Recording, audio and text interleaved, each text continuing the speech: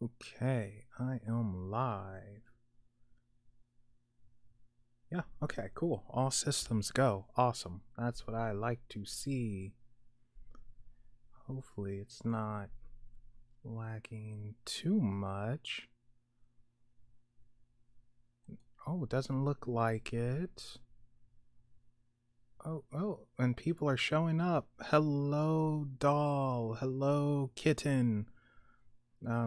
Surprised that, well, no, kitten, I'm not surprised that you're up. Doll, I'm surprised that you're up, but then you're in a total different time zone anyway. But anyway, hello, ladies. Ooh, I should give you the Val Venus creepy hello, ladies. Kitten will probably know who Val Venus is. Doll will be like, Val who? He is a wrestler who used to come out wrapped in a towel, and he was a bit of a ladies' man. So he would come out and say, "Hello, ladies." So Val Venus was he was a trip. But anyway, I hope your night or day is going good. Kitten, I know it's night for you, but doll, who knows what it is for you. You could be in Timbuktu at this point in time. But I hope you're all doing well, and the reason why I'm doing this is because I can. So, yeah, my channel, and I can do what I want. No, I actually I've been streaming a lot more because I'm trying to get the watch hours up, and I'm trying to hopefully attract more people to the channel and everything. We've been growing, which is always a good thing. So I'm hoping by May we'll have, well, by the end of May we'll have that 500 subs, man. That would be awesome. So that's kind of my goal, get to 500 by the end of May. That would be really cool. Oops, I need to close something out and close that out. There we go. Now we're all systems go. Anyway, what did I title this? Yapping about tarot and stuff? Oh, right. Okay, so the reason why I kind of want to yap about tarot is because Jirian messaged me a little bit earlier tonight and asking my opinion on something. And, I thought it would be fun to just go over a little bit of the tarot basics, even though I am doing the Fool's Tarot, which covers that, but still gives me something to yap about tonight. And tarot's interesting because there's a bazillion different types of tarot cards. The most used deck is, of course, the Rider White, and this is usually the first deck for most people. And it's fairly straightforward, easy to understand, but then you also have other decks like, we'll say, the Brady Tarot, and this one is a, my cat's coming over. Hello, sweet. This one is a nature deck that's based off of Native American lore, as you can see. Oh, hello, Bonnie. Welcome, welcome, welcome. All right, thanks for making your butt at home, sweet pea. Anyway, so you see, this is totally different than the Rider White. It's like you see this and it's like, what the heck? What does this mean? Oops, and this is upside down, but you get what I'm saying. The moon and all that. What are you? Seven of Roots? Yeah, so Now the cool thing is the basics can, for the most part, be transferred over across decks. I would say if you understand the basics, if you know the basics, then you can pick up on any deck for the most part. So I would say tarot is 25% knowing the basics, 25-30% knowing the basics, and 50% going with your intuition, your gut instinct, and the remaining percentage, well, a little bit of dumb luck and guesses, educated guesses, that is, using logic to deduce. And then the other thing with tarot is the cards will always have different meanings depending on the reading and even the spread that you use. I'm not someone who uses a lot of spreads, but we'll just say one. Actually, this is interesting. So I just randomly put out 3 cards and they happen to be really good cards to flow. So we have the Fool here and the basics of the Fool. Oh, a spread is basically, kid, think of it as a formation that cards go in that you're trying to get specific information for. So we'll say that someone does a 3-card spread in like a triangle or something. So the top means what the problem is. The 2 of the sides, that is a solution, and that's an outcome, something like that. That's just a very basic example. But yeah, so the Fool, on its basic meaning, new beginnings. The 9 of Pentacles, basic meaning is coming out into a clearing, getting away from a bad time situation. And then we have Death, something coming to an end. Now, if I were doing a reading for someone and these 3 cards came out together, the Fool, of course, the 9 of Pentacles, and Death, I would, of course it would depend on the reading, but I would say something like, okay, it is now, whatever hardships you have, actually, it doesn't even necessarily mean hardships, but what you've been dealing with, I would say, is coming to an end. You've dealt with nonsense and you have accepted, or hopefully you've accepted, that it needs to end. And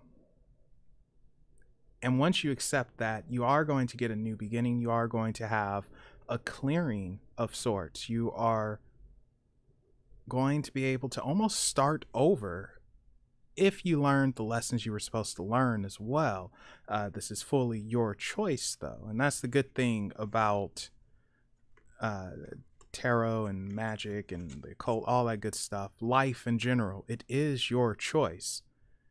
And with Death, though, I like to add a little extra where if something's coming to an end, you can choose to end it, or you can choose not to end it. And if you choose not to end it, then the universe is going to end it for you. And that's usually when the Tower comes up. And with the Tower, let me see if I can find it in this deck real quick for you guys. Probably not, because I'm looking for it.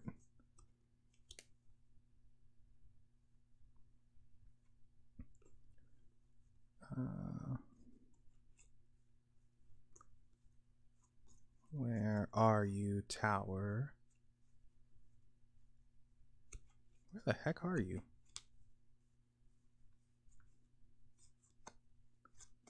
World Tower. Melvin, you have dead air, but that's okay. Oh my gosh, I passed the Tower somehow. What the heck? God darn it. Well, anyway, when the Tower comes up, sometimes people will see it, myself included, as like, oh boy, something's crashing and burning. But recently, I've learned not to necessarily look at it that way. Not to look at it as a bad thing. That used to be my initial reaction, like, oh, well, this sucks. This is bad.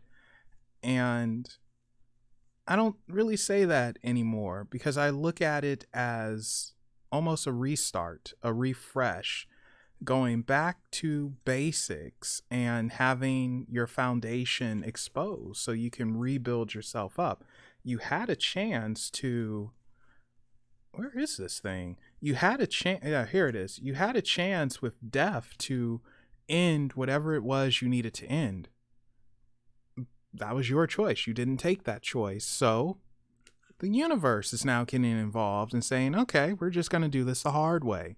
I mean, and the tower looks terrible. It really looks terrible because it is terrible.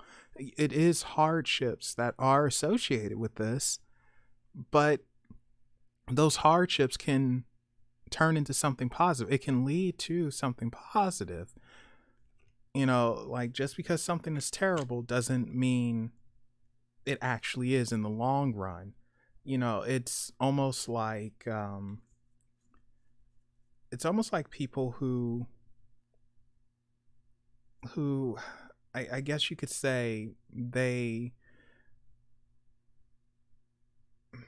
put, I don't know the correct terminology, but they essentially show their devotion by causing themselves pain in a weird way. The pain is temporary, their devotion is forever. And that pain is nothing compared to the devotion they have for whatever entity, spirit, deity, whatever it is they are doing their thing for. And I kind of see the tower like that. Like, yes, you're going to endure pain, but it's short term. And in the long term, it's going to lead to something better if you allow this to happen. The more you fight something, the harder it's going to be. Need to be going. Well, what Bonnie said. But I do think that the tower isn't necessarily always unplanned. I do think we get warning signs, and I do think we have opportunity to avoid the tower collapsing and instead just kind of moving around it. But many times we're stubborn and we don't take those signs. It's like, I'll deal with it tomorrow. What's the worst that can happen? And then saying that, we also have to remember actions have consequences, and the tower could be a consequence from that. You're a special case.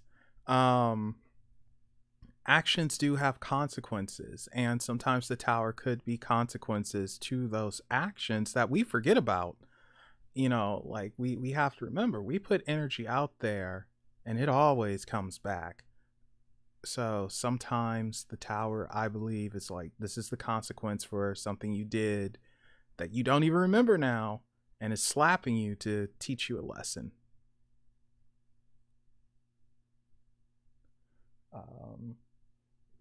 Let's see. Then this is an interesting deck too, the Druid Craft.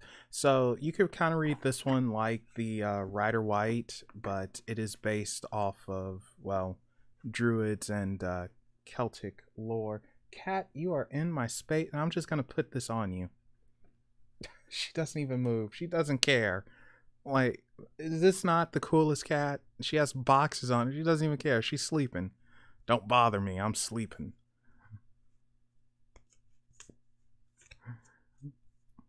Well, doll, that's not necessarily true.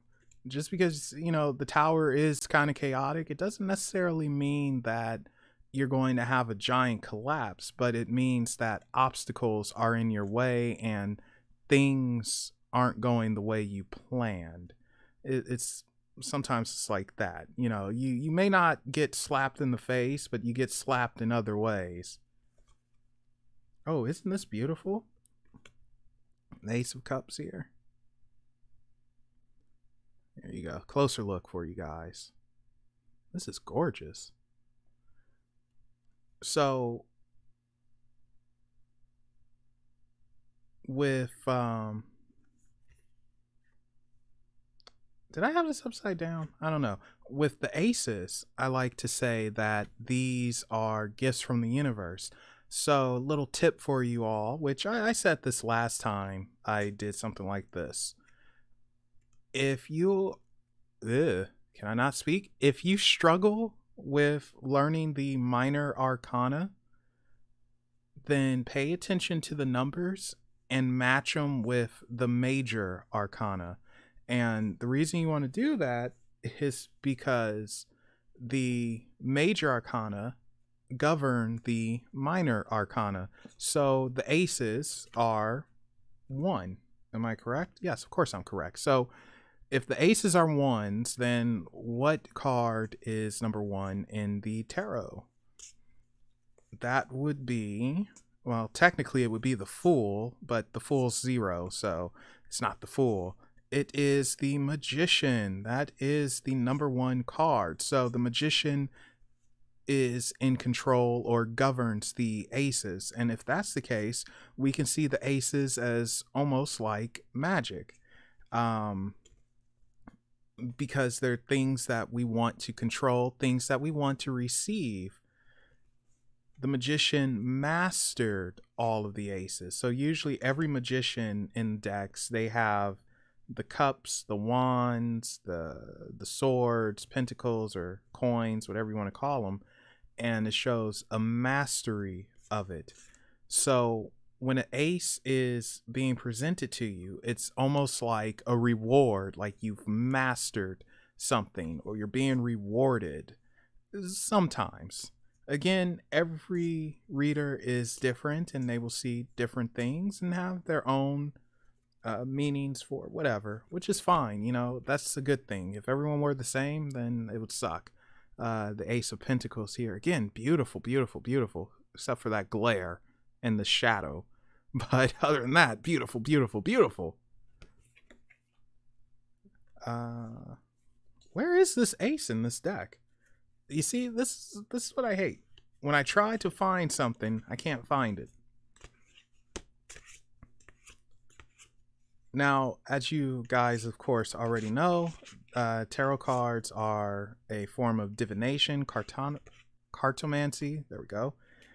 And I am a big fan of divination tools because I think they're more practical and you could put your energy into them, I feel, and I don't know, they just work better to me.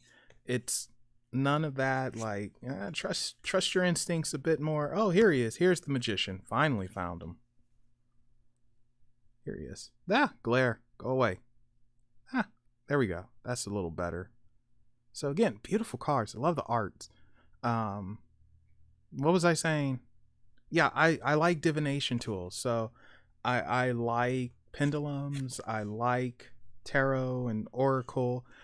Runes, not so much because I don't understand them.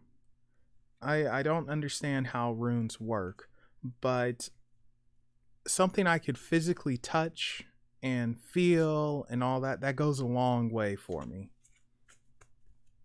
I quite like that. I am a touchy-feely person. I'm sorry. I'm just looking at this cat. She's totally knocked out. She just does not care. There we go. Yeah, I do plan to create my own little magic wand, and of course the wand itself isn't magic, but it is an extension of ourselves, and we can kind of see it as magic. You know, the magic works through us that goes through the wand, and you know, it can empower us. So I do plan to make my own one day, and I will make it out of wood. Will it be a specific type of wood? Probably not. Well, actually, if I could get a branch from a lemon tree, then that's what I would use because I love citrus. And yeah, that would be awesome. You guys like citrus? I hope so. If you don't, you're no friend of mine. And then, of course, here's the newest deck. You know what? Since this is the newest deck, I still need practice with it. Someone pick a number between 1 and 10, and I'll pull some cards for you real quick. If anyone is still there anyway. I have no idea. 4.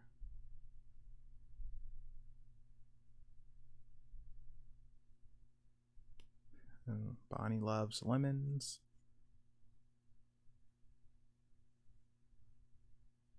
6.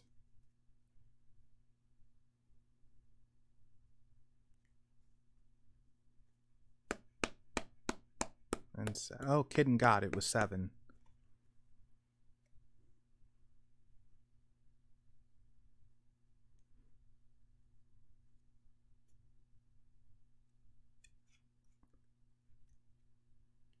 Well, Kitten, you know, that's the thing, and this is gonna sound very weird and perhaps a little too new agey, but I think um, I think we all have magic. You know, it's not about finding it, it's about unleashing it. And that's where we struggle. We struggle in the release, and I think part of that is because of life.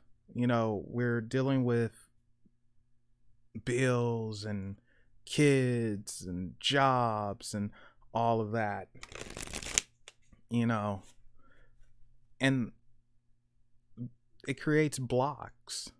You know, we forget that we are magical, you know, and then being told you're nothing, you're this and that, we get bitter and we just forget about it. So I don't think you've lost your magic. It's just a little locked up at the moment. But what I would suggest, because this is something again that I like, is practice making a sigil. Practice making a sigil and start unlocking it that way. Oh, hey, Slim Lewis, welcome, welcome, welcome. You know, like, start awakening your magic that way. Make a sigil, visually see it come to life. And, you know, it doesn't have to be perfect or beautiful or nothing, but it's yours. You know, it's yours. Make a sigil for bringing luck or bringing happiness. Me personally, I will always go for money. You know, like, and slowly unblock yourself to get rid of those blocks that's stopping you from being magical. A sigil is basically, how can I put it? Oh shoot, Bonnie's here. Bonnie, tell her what a sigil is. Make you do some work. I'm trying to shuffle. Darn it.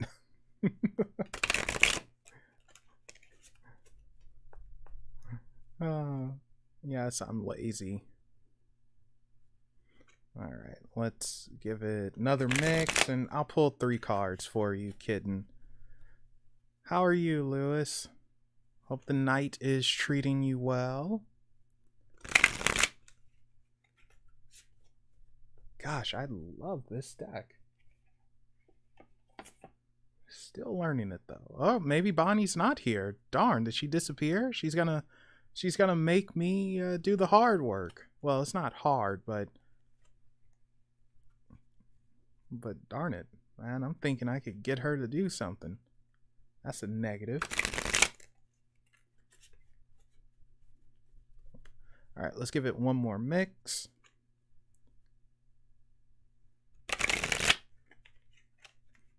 No, but a sigil, think of it like a magic sign. Think of it like a tattoo, almost.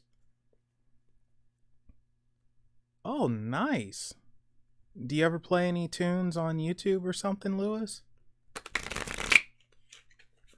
Think of it kind of like a personal, in this case, a personal image that comes from your mind, your heart, your soul, and it's a drawing. And again, an extension of yourself. It's your power, or at least something that you're trying to empower. I'm not bad. I'm just up too late and having a chat. And about to pull some cards for Kitten. All right, that'll do it. That was the one. Let's see what we got.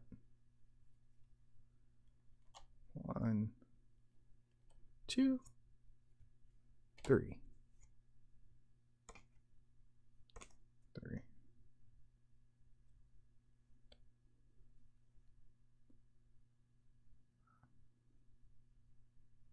I don't know why I'm looking at the bottom of the deck. I'm not going to say anything, but isn't this just... I love these cards. So, anyway. Okay, so... Kitten, you have 4 of Cups. Sorry for the shadow. Cups being water, emotion, where you're flowing. And this is interesting because in other decks, the 4 of Cups is like you're not paying attention to the cup that you're supposed to be paying attention to. Usually, you know, with the 3 here, the 3 at the bottom there, someone's paying more attention to them in the image and not the one behind them. Where in this case, it's almost like you're focusing too much on one thing instead of the multiple things in front of you. So it's kind of backwards here. And it's like you have multiple things running through your mind at the same time, and it's throwing off your balance, and that leads to this 2 of coins. You know, it's so weird because you're off balance. You're throwing yourself off balance when you shouldn't. It's like you already kind of know what you need to do, what you have, but you always look for something else. Like you're adding too much to your plate. I don't know if that makes sense or not, but you're adding too much to your own shoulders, and it's like, stop it. You already have enough in front of you. Stop looking for more. Stop thinking it's more. Stop wondering. Stop getting your emotions bent out of shape. You're going to go crazy. You're going to make me crazy. Everyone goes crazy. Anyway, 2 of Pentacles, or coins, excuse me, whatever. Pentacles, coins, same freaking thing.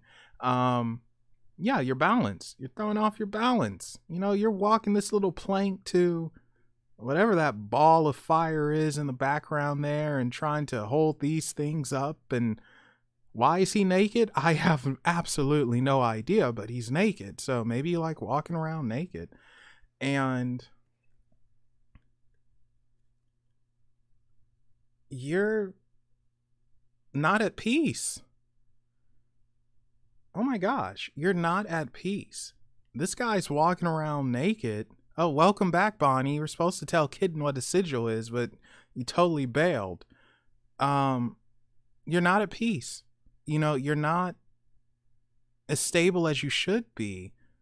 You should be walking around naked and just a little bit carefree, but you're not. Your mind is wandering everywhere else. Your emotions are going all over the place, and you have already so much in front of you need to pay attention to, but you're not doing it. So yeah, you need to focus on what's in front of you right now and not worry about what's going to come a little later, because it's going to come regardless. Don't worry about that. Make room for it by dealing with what you have in front of you right now, and then you'll be more in shape, more balanced, more happier. That doesn't sound right, but you'll be more happy. You know, you'll be able to be more carefree. That's what I want to say. You need to be more carefree and more living your life. But definitely, you're not balanced. You're not stable. You're off, man. You're off. And then the 10 of coins. So this one's still kind of weird to me. Again, sorry for the shadows and glare. Well, the glare's not too bad on this one. Oh, there it is. Okay, yeah. Anyway, abundance. For whatever reason, this 10 of coins, more better. This 10 of coins strikes me as abundance. Like, you can have abundance, you can have more, you can get what you want if you focus on what's in front of you. So you probably need to make a list, a to-do list, and just check it off one by one by one, and that will bring you to places. You will gain more than you will lose. But being that we have two coins here, and coins, pentacles are earth element, sometimes it's stubbornness, sometimes it's relaxing too much, because we're looking at comfort. I think you're too much in your comfort zone, and maybe you're afraid to get out of your comfort zone a little bit. Maybe you're too comfortable, and that's throwing you off as well. You know, are you living your life, or did you stop? If you stopped, then it's time to get back to living and gain that abundance, because you have abundance here that you can obtain, but it's going to take a while to get there. This is a slow growth, a slow find. As you can see, this is in a ruin, so we're looking at like some Indiana Jones hunting down mess. But you'll get there. Just focus on what's in front of you, make a to-do list, and check it off one by one without adding more on to it. Finish 3 things first before you add the next one. So there we go, kitten. That is for you.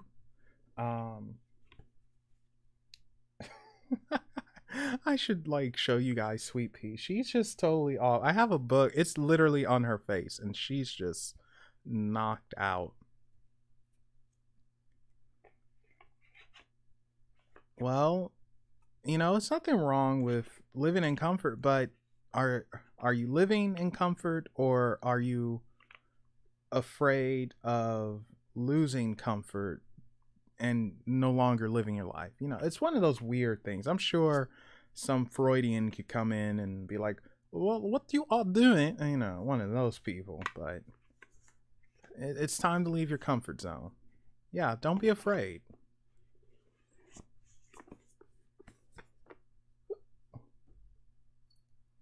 Oh, now you pop your head up. I had stuff on you. You didn't wake up, but I put it back and then you pop your head up? Really? Good girl. Yeah, so don't be afraid. You know, step out of your comfort zone, do your thing. You could take baby steps. It's no rush. You know, no one is saying, do it now. Go skydiving. That's insane. Don't, you know, you don't have to do that. It just came to me one day. I don't know. I don't know. It just came to me. It just said, oh, aren't you sweet? Oh, Sweet Pea. And I just felt it fit her. So, yeah, it wasn't anything, no deep thought went into it.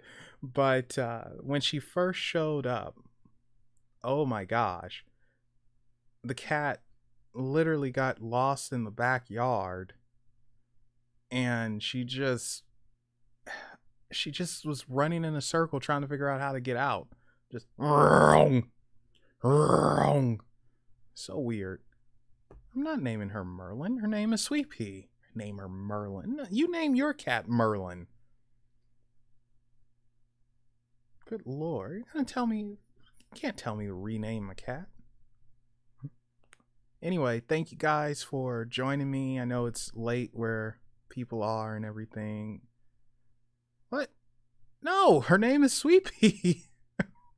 Darn it. You can't tell me to. No, this one is Sweet Pea.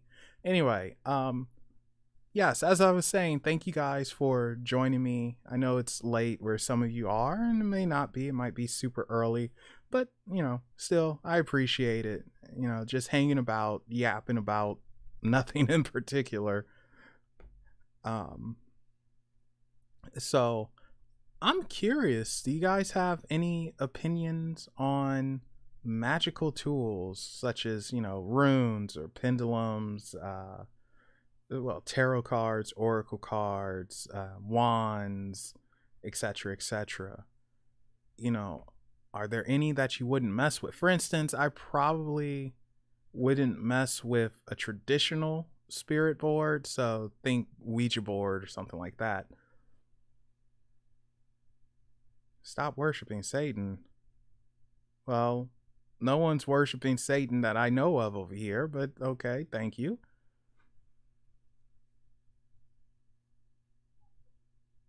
Well, I would say yes, but I would also say no. So here's the thing, doll. You got to remember, for the most part, I'm skeptical about most things first.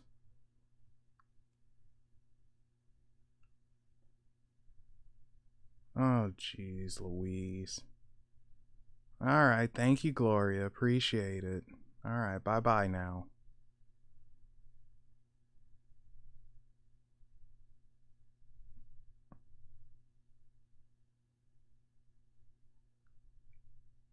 Anyway, okay.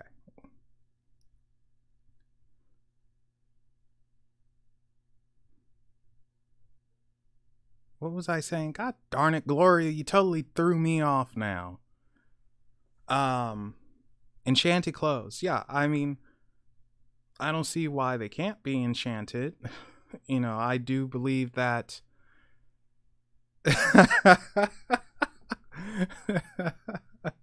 Well, you know, sometimes you have to do what you got to do. Um, I believe that there are certain properties that can be put into them, but I also believe it's more about belief than anything, you know, because I think magic partially works by. Oh, thank you, Daniel. E-begging? Who's e-begging? Well, you know, thank you for letting me know. I appreciate that. You know, I kind of do have a job, but, you know, it is what it is. You have a good day as well, sir.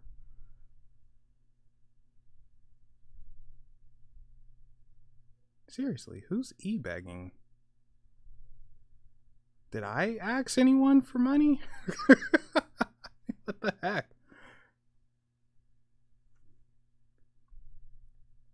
Who are you people? Like, where did you even come from? E-begging. Anyway, yeah, so you gotta remember, like, with me, I tend to be skeptical about stuff first, and then I change my mind later. But I also believe that I also believe that our belief and the energy we put into something plays a large part as well. It's a little bit of a placebo effect, I guess you could say, to a degree. So yeah, I think you can enchant clothes, and I believe that it can have a positive thing on you. For instance, my hoodie, my red hoodie, I only wear that for Unexplained Possibility, you know, the podcast, and I only will wear it for that because I feel it has the essence of the Crimson Taurus in it. You know, it makes me feel a bit more confident. It makes me feel wiser, and like it has a little bit of a power to it. You know, whereas this hoodie and a blue one that I wear from time to time and a couple others that I have laying about, they're just they're comfortable,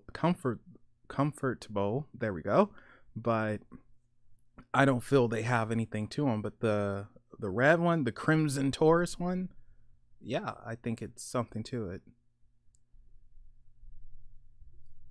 So I don't know if that makes sense or not, but to answer your question, yes, I think clothes can be enchanted, but I also believe it depends on the person's belief and if they feel it's enchanted or not.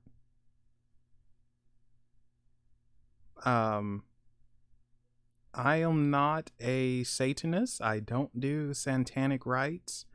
I might talk about the stuff, but I don't perform or anything like that. It's just an interest from time to time.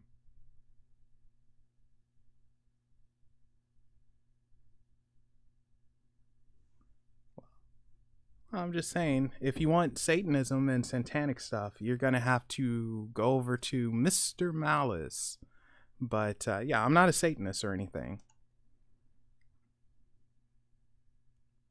Okay, well, you know what? Maybe the next full moon I'll drink some chicken blood, mix it with some Kool-Aid, and add some lemon and salt and pepper to it. It might be pretty freaking good.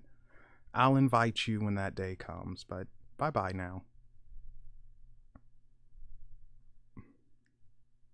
Good grief, what is going on, man?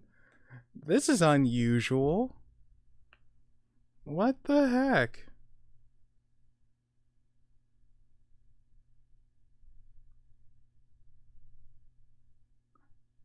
Can someone tell me what's happening? Anyway, the Sisterhood of the Traveling Pans. That's what you said, right, doll? I'm trying to remember that movie. I never saw that movie. I never saw. I remember the commercials, but I never actually watched it, and I can't say that I'm too interested in it, except for I know it was some magic pans that every one of those girls were able to fit. And I remember on the commercial, one of them was like, "You think those pants are gonna fit all of this?" And well, apparently it did. So, so other than that, I know nothing about the Sisterhood of the Traveling Pans. Bonnie, what is your idea? Because I would like to know. Like, this is the first where, you know, back to back to back to back.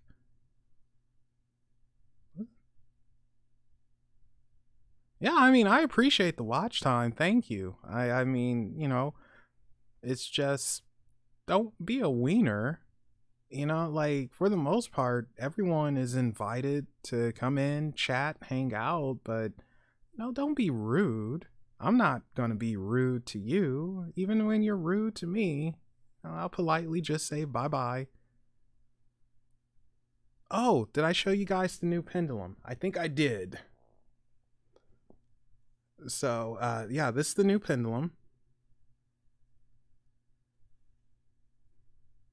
And it's made from copper. Well, I'm sure it's more than likely. Oh, hello, Pola? I think I'm saying your name wrong. Pola Berlinski? Anyway, hello, welcome. It's made from copper, and part of the reason why I got a copper pendulum is because of Curtis and Bonnie, actually, when I asked what type of pendulum would fit me, and they said metal. And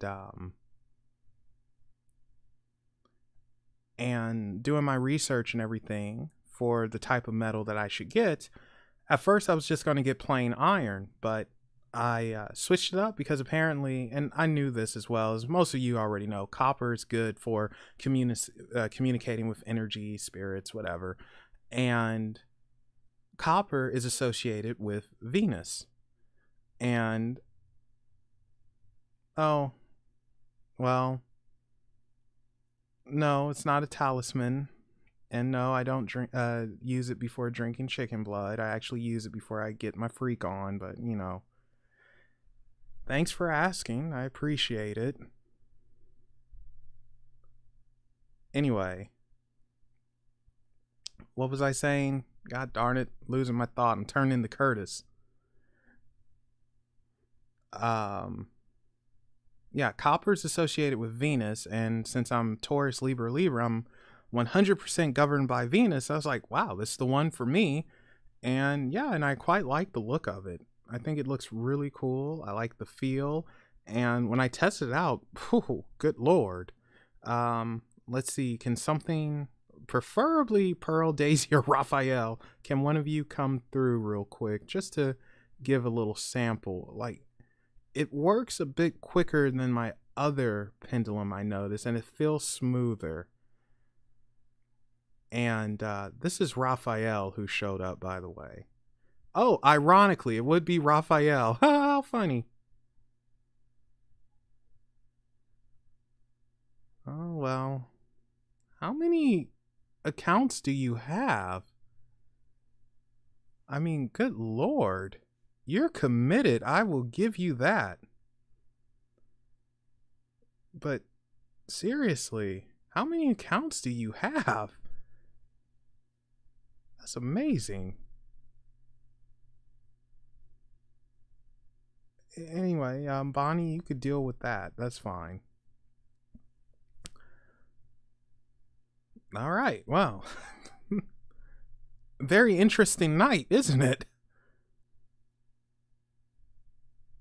So that person had at least 3 or 4 accounts. I don't even know why. What the heck? Anyway, yeah, so ironically, it's Raphael who showed up. Sorry about that. And Bonnie has a history with Raphael, which is brilliant. And I noticed that with him, with Daisy, she communicates much easier. It's a lot more energetic with her when she comes through. But yeah, I love tools like these. Like, chances are I'm going to actually collect more pendulums when I start making a little extra money. But you can stop now, Raphael. Thank you for the little demonstration. Appreciate that. And then, as you guys can see, it just stopped. I mean, wow. Isn't that crazy? Nuts, man. Just crazy. But runes is just something I don't understand for whatever reason. I can't get into them. I don't understand how they work. I don't know how to make them. I don't get it. Like, do you shake them up and throw them like dice? You know, shake them up, shake them up, shake them up, shake them. You know, how does that work? But sigils, I understand. I can handle.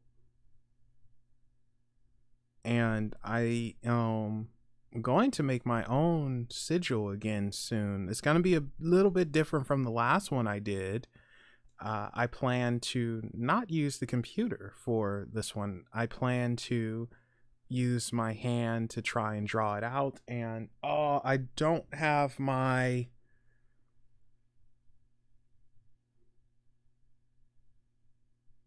Yeah, what you said, Lewis, I don't get them. I don't have my notebook next to me, but it's another project that I'm working on that I stopped for quite some time, and I'm going to get back onto it. And it's a type of board, but I want it to be a little bit different than a traditional spirit board. I want it to be more celestial like. So I am calling it a celestial board of some sort. And it is going to be put on cloth. Or if not cloth, or well, yeah, maybe two things. It's either going to be put on cloth or it's going to be put on wood. Because I do want a natural element that can hold energy in it. And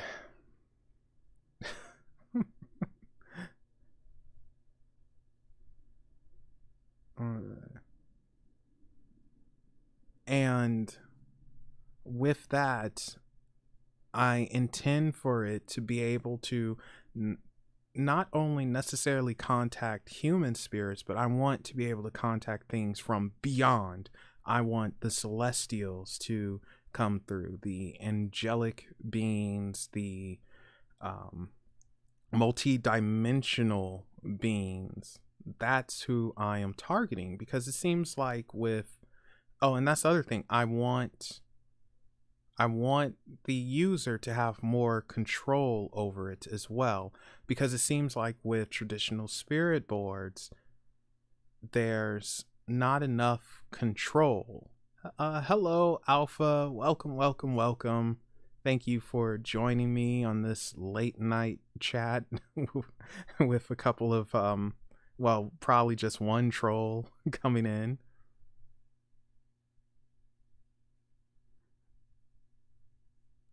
Well, I don't think anyone shared the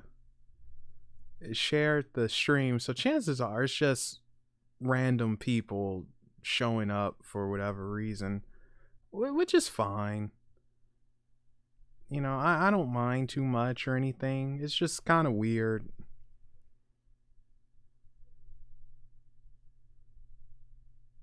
But anyway, is there a way for you to see if someone's on the other side? What do you mean? Can you explain? Can you give me an example of what you mean?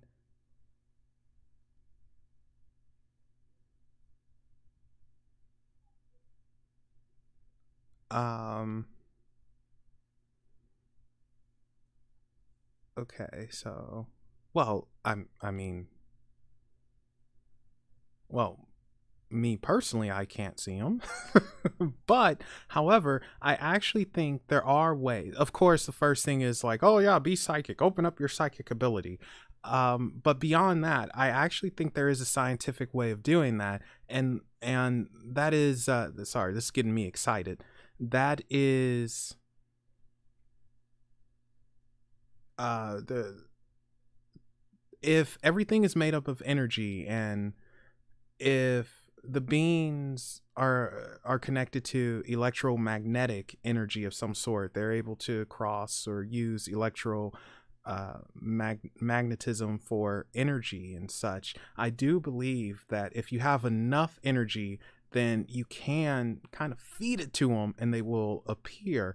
And I think if we actually find the right type of lenses, and if we can figure out the energy that they actually are, we can see them without necessarily needing to open up the third eye and all that. But me personally, I cannot see if they're on the other side or not. However, scrying mirrors can probably help with that. I do know you can see stuff in them. Mirrors in general, if you have them set up a correct way, especially for ETs, because mirrors can, again, if you have them at the right degrees and angles and all that, you can break through their camouflage. It's actually quite interesting, because camouflage works by bending light. It's not you necessarily becoming truly invisible. It's just light is bent around you. It's somewhat similar to flies and how they use flies. Yeah, the flies were the inspiration for the camouflage used on Apache helicopters, I believe. And it's the bending of light that makes things appear invisible. So it's really cool. Anyway, I don't necessarily have any experience connecting with. Oh, can you ask someone to appear? Well, yeah, you could do that. Will they? I don't know. But yeah, you could definitely do that. I don't really have any experience connecting with beings from other galaxies, Lewis. But that doesn't mean I haven't exactly communicated with them either. I using a pendulum anyway. I have somewhat spoken to an Andromedan. They weren't for me. I'll say that now. That's nothing connected to me. It was someone else. And yeah, so I kind of spoken to an Andromedan and sort of spoken to a gray, but then not really. It was a giant group thing. It was it was very weird, but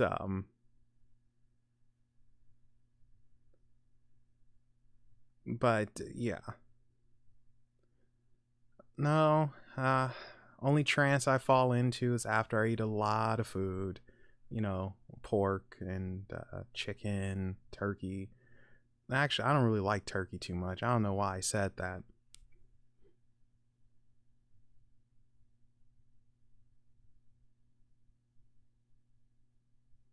Ah, okay. Yes.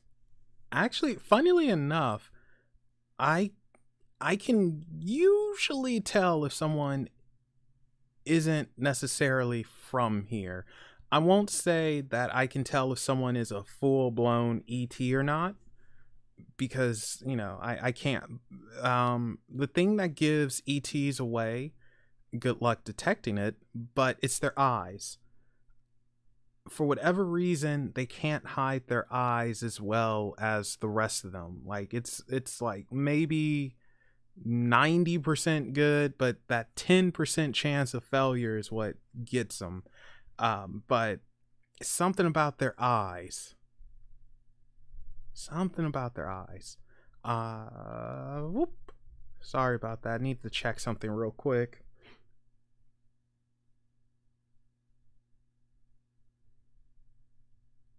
Okay. So weird. I don't know. I don't understand that. Um yeah, the eyes and energy, like you said, kitten. Um but yeah, sometimes though I am able to say like, hey, you got a little ET in you. I told that to Bonnie too. Early on in our relationship for the most part. Where it's like, man, you got some ET in you. And it's just something about the person that's usually a little different.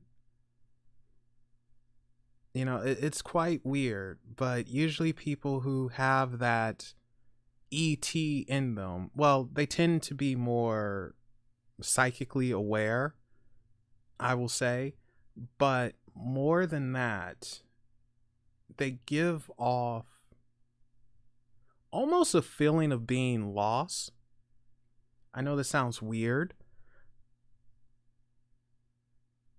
but it's almost like they give off a feeling of being lost.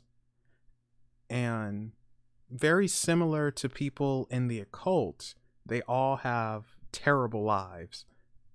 Not all of them. I can't say all, but a good chunk of them have just, they've had rough lives. I don't know why that is, but it's just what it is. And they tend to congregate together.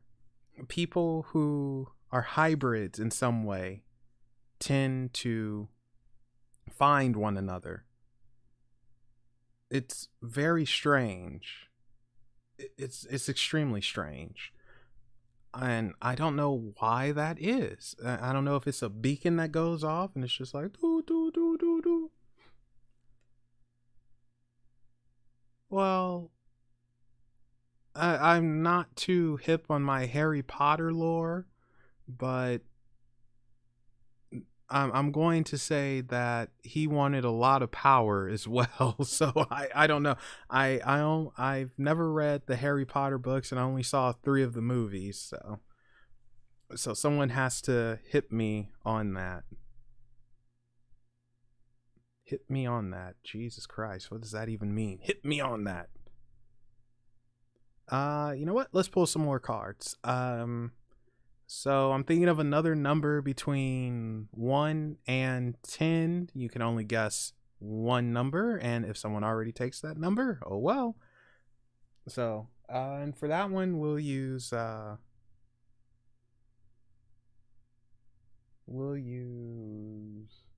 actually, we'll pull an oracle. We'll pull an oracle.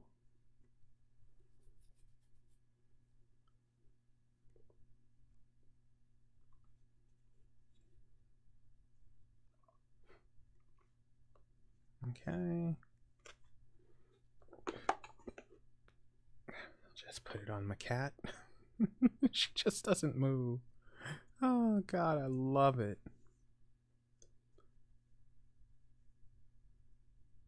All right, I'll give you 10 more seconds. I said, oh, okay. I see why you switched up. Okay, I was getting ready to get on you. I said one number, doll. One number. You already picked 3. That's the number you're sticking with. All right. Now, anyway, I'll give it 10 more seconds. 9, 8, 7, 6, 5, 4, 3, 2, 1. Okay, so the number I had in my head was 10. So Slim Lewis gets it because doll, you said 3 first, and that was the number we're going to stick with. All right. So now, Slim Lewis, I need you to pick a number between 1 and 33.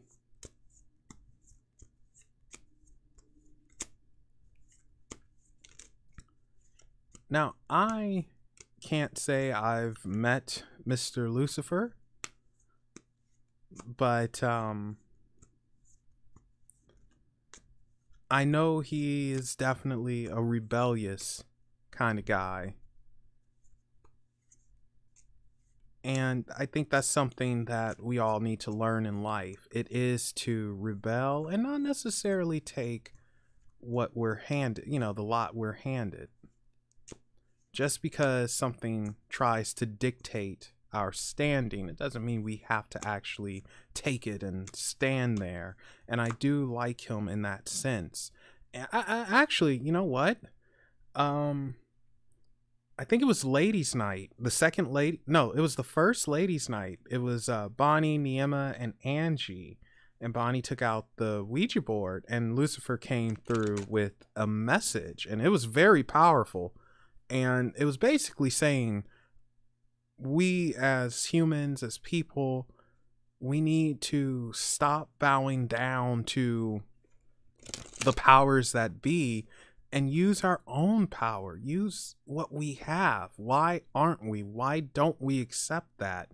It was just very powerful. And he came through strong. Okay, 7. He came through strong, man. I will never forget that. It was just very interesting, and the message was on point. He was definitely on point, and it makes you think. How much power have we given up, and why don't we believe in ourselves more? Why do we feel that we're so weak and we accept what we're given? Don't take that mess. Fight for something better. Even if you can't get it, at least you're fighting for it. You might not get what you want, but you will certainly get more than what you've had or have.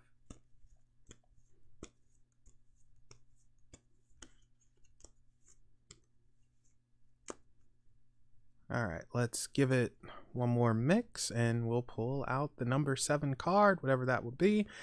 And this is the Angelarium Oracle of Emanations. So more good art on the way.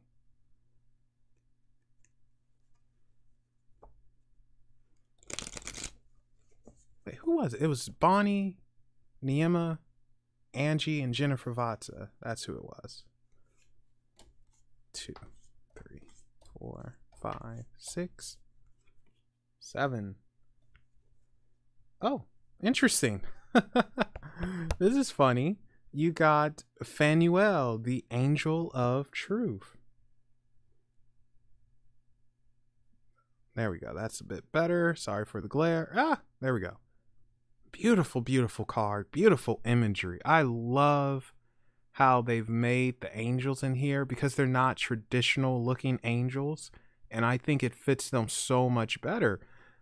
I'm not saying this is what they look like, but I feel like us thinking that they look human and with the wings and all that. I mean, perhaps for our own mind not to go bonkers, they might take on that form, but I don't believe it's their true form or their true look. But this is just beautiful, isn't it? All right, let's see what it says.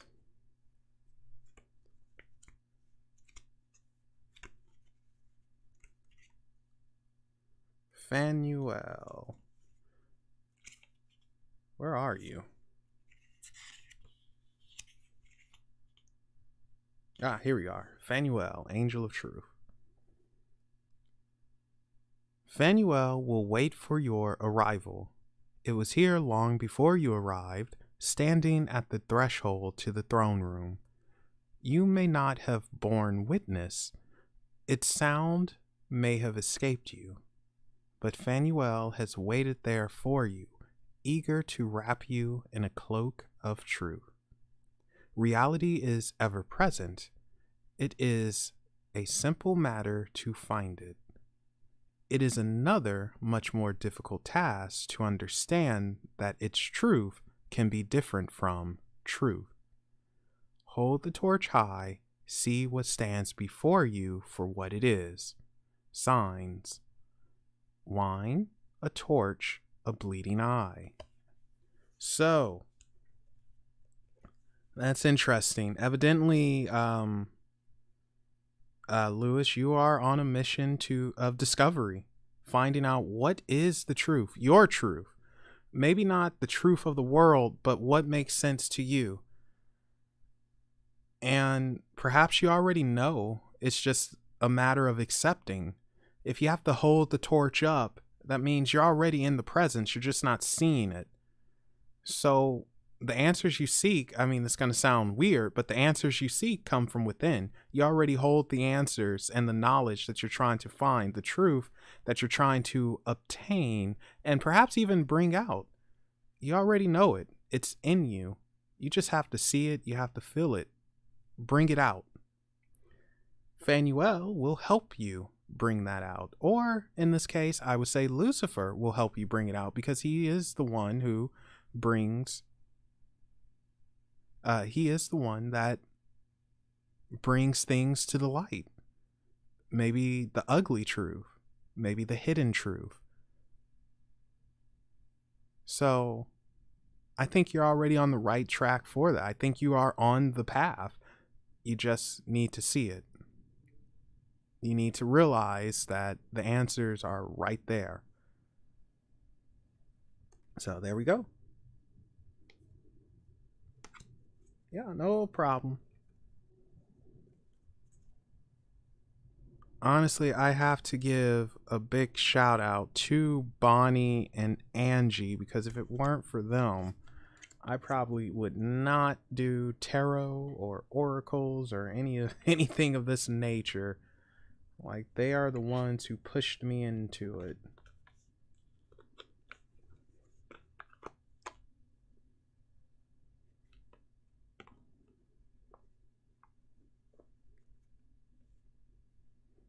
Or what some city boy calls the bathroom.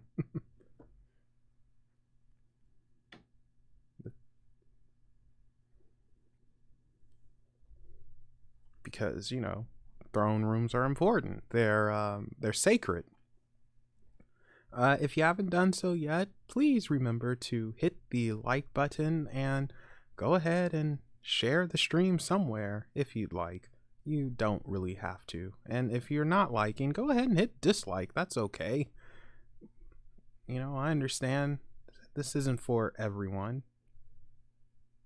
But I do hope you guys are enjoying at the very least. Okay, give me a second. Just going somewhere real quick. I mean, I'm not going anywhere. I'm checking something on the computer real quick. I'm not going anywhere.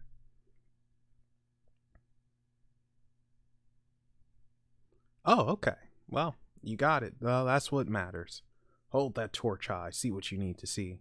Say what you need to say. Say what you need to say. I'm annoying my cat right now. She's trying to sleep, and I'm just rubbing on her head. You guys can't see it, but I'm just being a prick.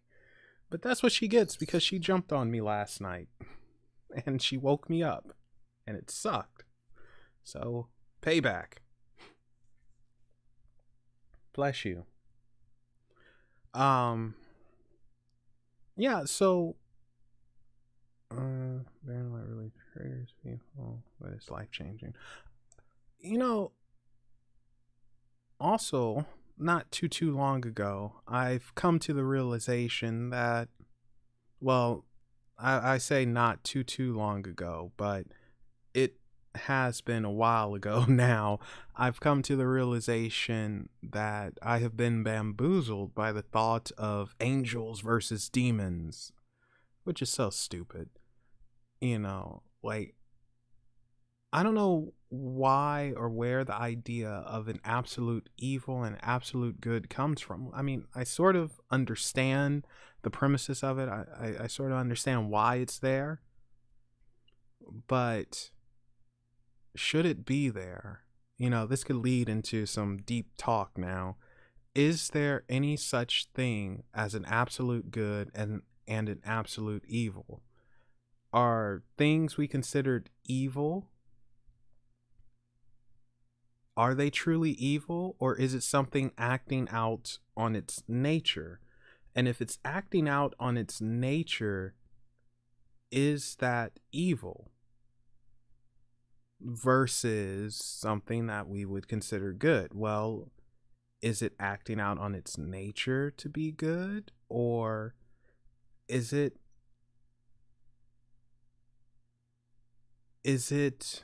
doing it just because it thinks, or we think it's like, oh, I'm supposed to? You know, it's just something that I wonder about. But going back to the angel versus demon thing, uh,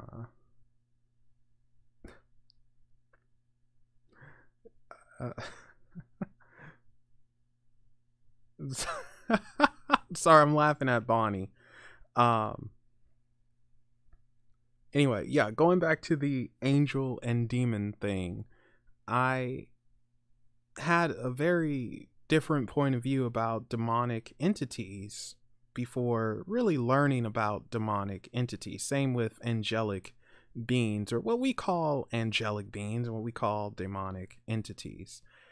And I've come to the conclusion, for me personally, they're one and the same almost. I mean, yes, they're on different sides of the aisle, but it doesn't necessarily mean one is super good and one is super bad. And I actually asked Raphael about this because, and he's the one that really opened my eyes. And I asked him, like, hey, do you hate demons? He said no.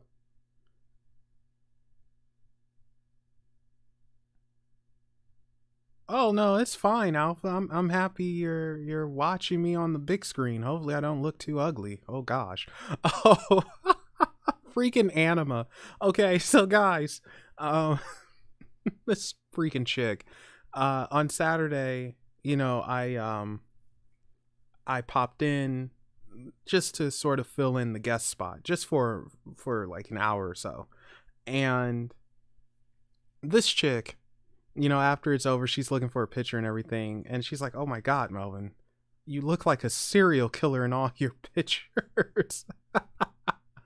And she's not wrong, but that just freaking cracked me up. It's like, boy, you have no filter, do you? Oh, hello. Oh my, I don't know how to pronounce your name, Dr. Kostubwak. I'm just gonna call you the doctor. Hello, doctor, and hello, Drum Witch. We're just hanging out and, you know, just chatting. I might be pulling some cards every now and then. Since you mentioned Thoth, Doc, I happen to have the Thoth deck here, so maybe this will be the next one I draw from. But anyway, yeah, that cracked me up. It's like, I mean, I'm told I look like a killer often. So, you know, it's not too much of an insult to me, but yeah, no freaking filter with anima. Um what was I going to say? Oh, yes, the angel versus demon thing. Um Ooh, doctor's dropping some knowledge for us. Thank you. So, yeah, they don't hate each other. They may not do things the same way, which I think is interesting, but ultimately,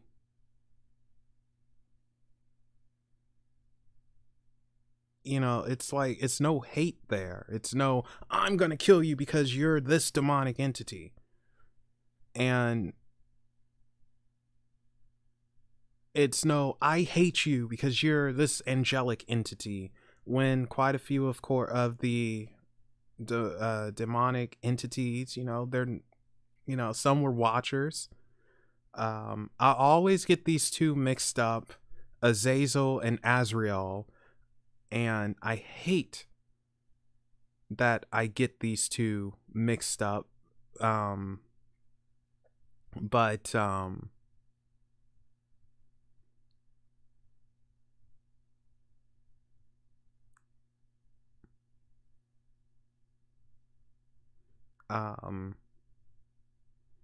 darn it, man! I'm reading chat and I'm losing my thought because you guys are having a great conversation here, and the doc is dropping some really good information. And thank you, Alpha. Azrael is the angel of death, and Azazel was the Watcher who allegedly ripped off his wings and all of that. And I mean, it's not someone that I would want to really meet with, but it's like, boy, do we have this backwards and just messed up. Why is it that we created these? What are you doing? Are you gonna leave me? No, don't leave me. You're warm. Yeah, just find another spot. That's right.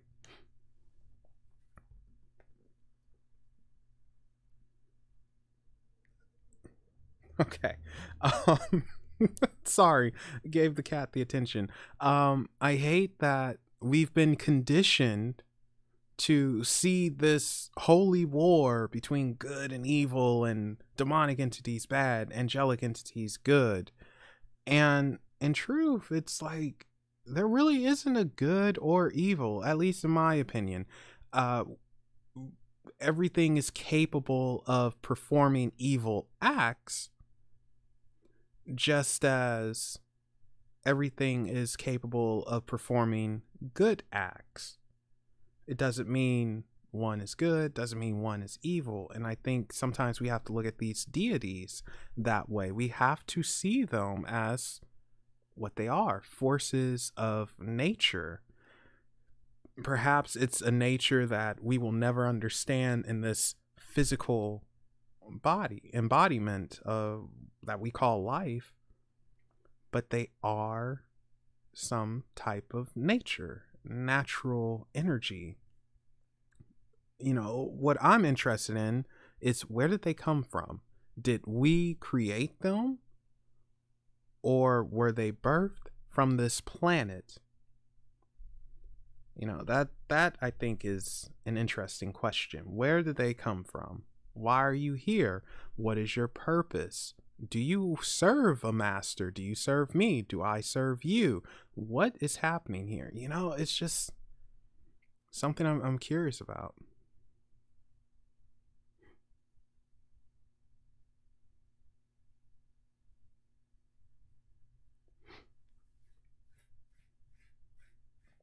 So, oh, you relate to Azrael. Okay. And thank you again for dropping knowledge, Doc. I appreciate it. Okay, so someone else pick a number. I'll draw 3 cards from the Thoth deck. Pick a number between 1 and 10. Yeah, 1 and 10. And you can only pick one number. And if someone else picks a number before you, you have to pick another one. You can't steal their number. So whoever comes closest to the number I'm thinking of will get it.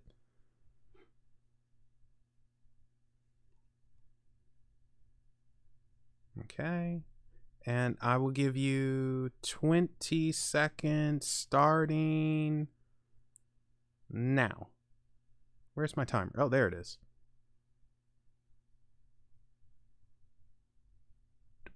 Do, do, do, do, do, do, do, do, do, do, do, do, do, do, do. 10 seconds left.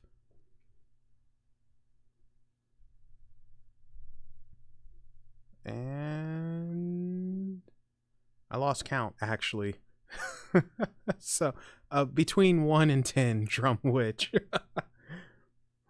Well, time's up now anyway. But yeah, it was between 1 and 10, and Alpha got it.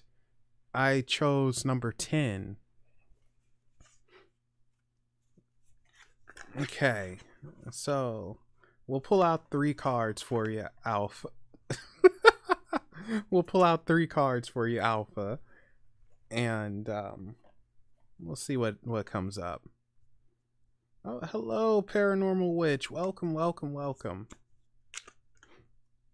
So we're just hanging out, yapping a little bit, you know, dropping some information. Fairly easy going for tonight. Wow, these are jumpy.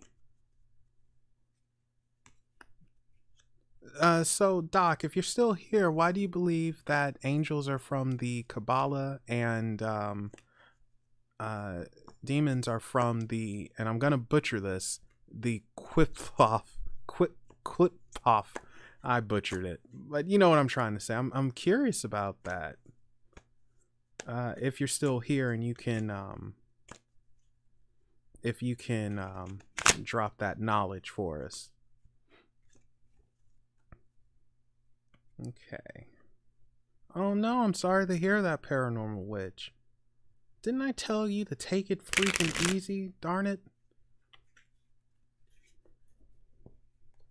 But hopefully you're feeling a bit better now. And eat some ice cream. That always helps.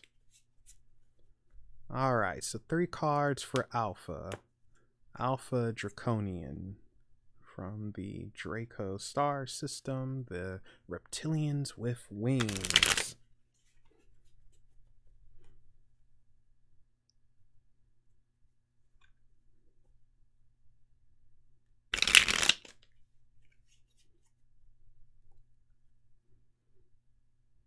Okay, I see what you're saying, Doc. You know, we can almost look at it as same side, not same side, but same coin, just different halves.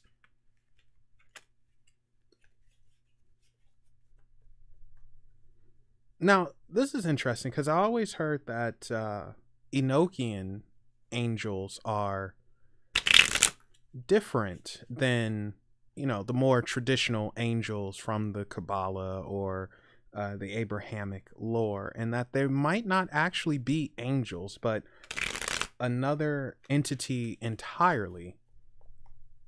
Because, you know, there were some people who tried to bring forth the Enochian beings, and they were driven insane. So, I don't know how true that is, but I do believe that there are certain energies out there that the human mind just can't understand, and it could drive us over that point because, you know, we don't get it.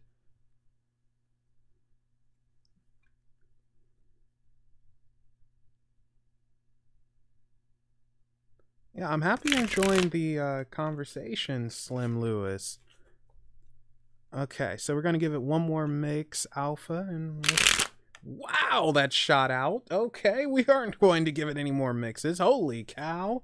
They're saying, stop, you imbecile. Stop.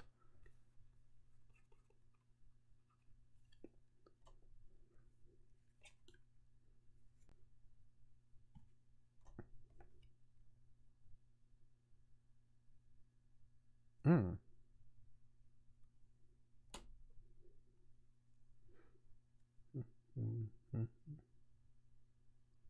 Princess of Wands.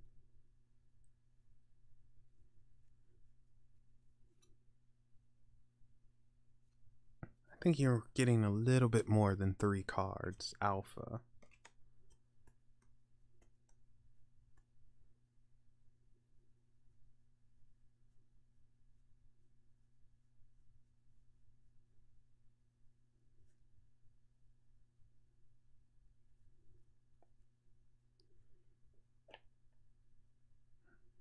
What the heck are you trying to say?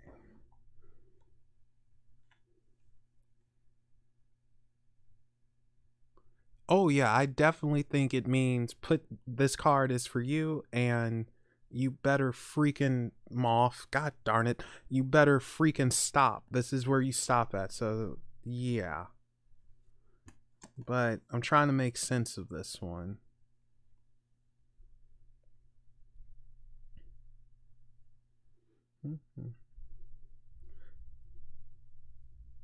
You know, I don't know why, but for some reason the Jackson 5 stop the love you say the love you save, that's the name of the song. It just popped in my head. Stop the love you save may be your own. Darling, take it slow. Or you'll end up all alone. S is for saving, T is for take it slow, O is for oh no, and P is for please, please don't go. Love you save me be. I don't know why that popped in my head, but anyway, that's what came in my head. Like, just stop the love you save may be your own.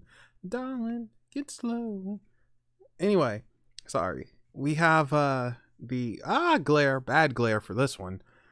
The 7 of Swords. Oh, that's funny. I'm saying 7 of Swords, 7 viewers, 7 likes. Huh.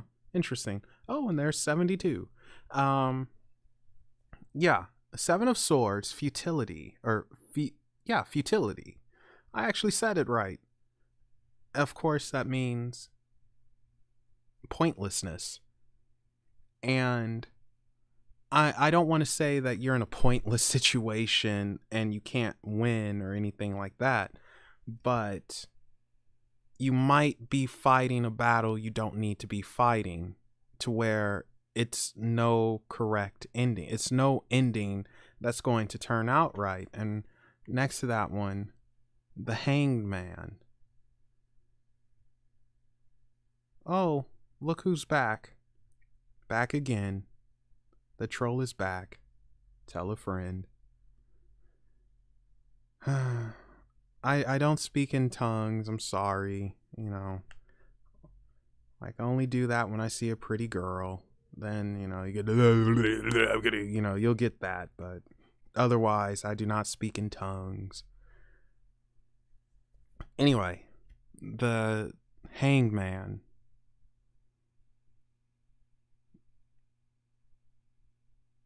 Oh, thanks for that.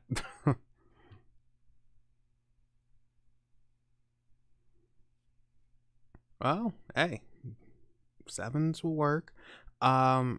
With the Hangman, it's almost like being caught in a situation. So I don't know if you're in a situation or you're going to be in a situation, but it's almost like it's hopeless. Just don't try and fight it. Go with it. You know, the more you resist, the harder it's going to hit you or slap you. And it's like you need to realize you have control over the situation without necessarily having to fight it. You win by not resisting, because if you resist, the harder things become and it will be pointless. With the Hangman, it's like just hang in place. I mean, unfortunately, this Hangman, he is being nailed, but at the same time, he's like, oh, well, you know, there are worse things to happen. Yeah, I mean, he's kind of hanging over a pit of snakes. But what is fighting it going to do? Go with it, which is weird. Like, just go with what comes up. Don't Don't resist it. You know, don't resist it. And then we have the Two of Wands, Dominion, and wands being fire, passion, desire, magic. And this kind of looks like a molecule, not a molecule, but some type of atom to me, or something, like just something very microscopic. And it feels like control. Normally, the Two of Wands is about planning. And with Dominion, I think of control. Like, whose house do you live in? Who has control over you? What do you have control over? And interestingly enough, right next to Dominion is the Devil. And the Devil is about choices. And this Devil, however, oh, hello, John. Welcome, welcome, welcome. This Devil is interesting because he has a smirk on his face. You can't see that. Sorry. I mean, I could turn the focus so you can, but I'm not going to do that because then I got to refocus. But anyway, for me, this is about escape. Very phallic. This is about escape. It's entering a deal and trying to get out of it, but you can't get out of it. So it's like you kind of have to go with it. So Alpha, I would say whatever choices have been made, you might end up regretting, but what's made is made, and go with it. Go with the flow. Like, you're still going to have your power. You're still going to have choice in the matter. You made a deal with the devil, I guess we could say, and just kind of go with it. Just take everything in stride. Oh, it is a goat. Yeah, this is definitely a goat. So don't worry, Lewis, you're not off. But yeah, take everything as it comes. Because if you try to fight it, then the harder it's going to slap you. Oh, well, you see, you're already ahead of the game. You're doing something right. But yeah, and you're the devil. Yeah, I mean, that's really all I can say. Go with the flow, man. You're heading in the right direction. Be wary of choices too, though. Definitely with the devil, because this one's kind of sneaky. I would watch out for certain choices and make sure it isn't a trap. So be aware of that. I do want to add. So definitely, if you're going to make a big decision soon, go over every P's and Q's, because no matter what, the devil always gets the best deal.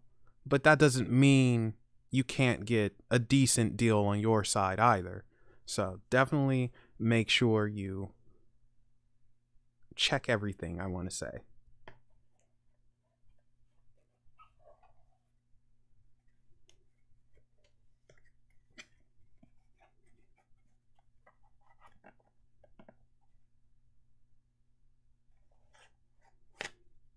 Oh, okay. Well, like I said, Alpha, you're ahead of the game. I need to be like you. I wanna be like Alpha. Okay, I'll put you back here.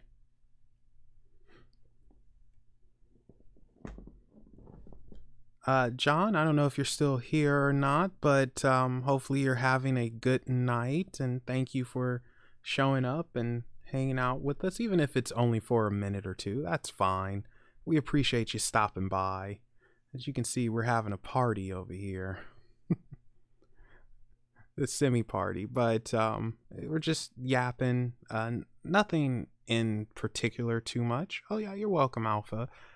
A minute ago we were talking about angels and demons, and Doctor was sharing some of his thoughts with us in chat, which is always a good thing. You know, I always enjoy hearing people's thoughts and their beliefs, because it has an influence on me. And if you can't see, my cat here is trying to push me from my spot, but I'm not budging, not this time.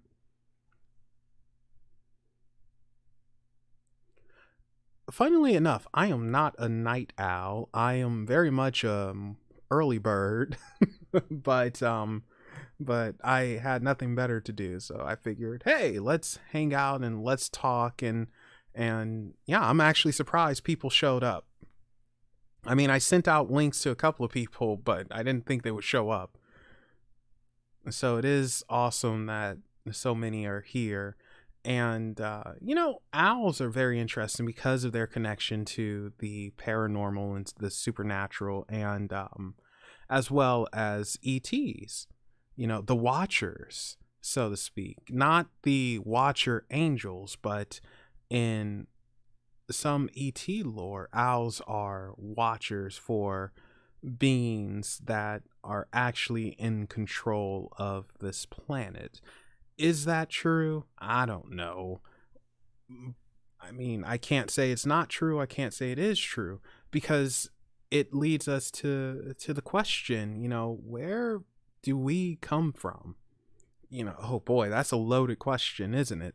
Where do we come from and where are we going? You know, what is our purpose? What is our life purpose, if there even is one? You know, we might just be in a petri dish. We're an experiment.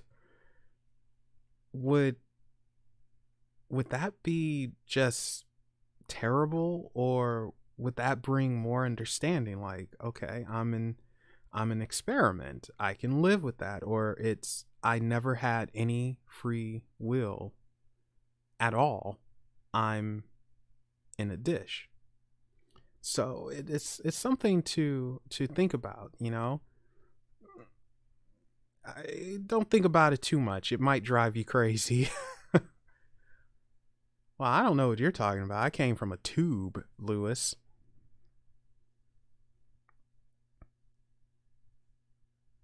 Yeah, go ahead and put the link. I think I have it to where you can link stuff. If not, then oh boy. An experiment. What an experiment. You know, that's interesting you say that. You are the universe filling itself, because in a way we kind of are. You know, like let's go on a mind trip here. So the smallest thing that we know of is the atom, and then atoms turn into molecules and cells and all of that, and cells create, well, everything we see, and you know, skin, the person, bones, whatever. And we are living on this planet, and in a weird way we can be considered microscopic.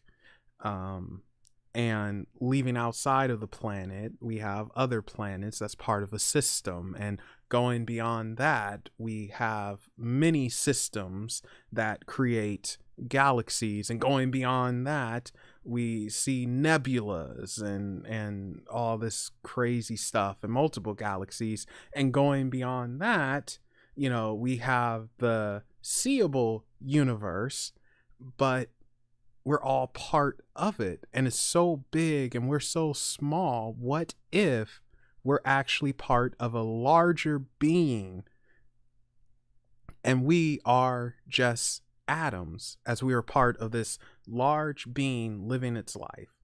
You know, we are the atoms, we are the universe, we are the cells, we are the parasites, we are the microscopic organisms that can't be seen living on this being, just like the microscopic organisms and cells and atoms that make us, that create us, that live on us. Oh, hello, Angie. Welcome, welcome, welcome.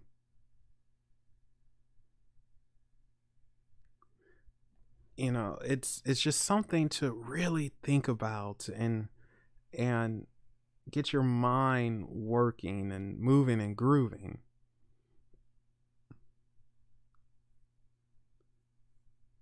Now, what's really going to trip you up is we know the human body has white blood cells that fights off diseases or intruders, we'll say. So, if the galaxy or the universe is a living entity of some sort, are we the intruders? And if we are, who are the white blood cells, and will they wipe us off existence? Will they take us out? Will they eliminate us? Or do we turn into the white blood cells?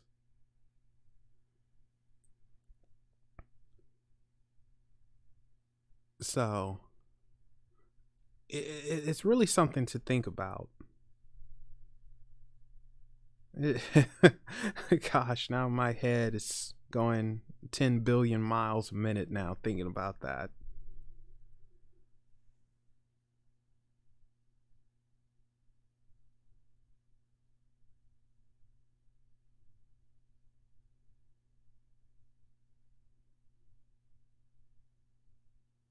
Yeah, you get some rest, Bonnie. Angie, basically, Bonnie can't access her Facebook right now, and we're trying to figure it out. Might have an idea, but yeah, so that's why.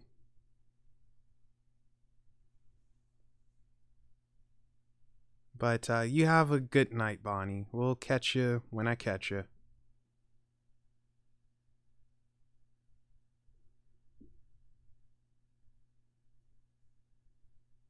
Oh, well, unexplained possibilities, John. That's what we're here for. Sometimes. You just caught us on a good night.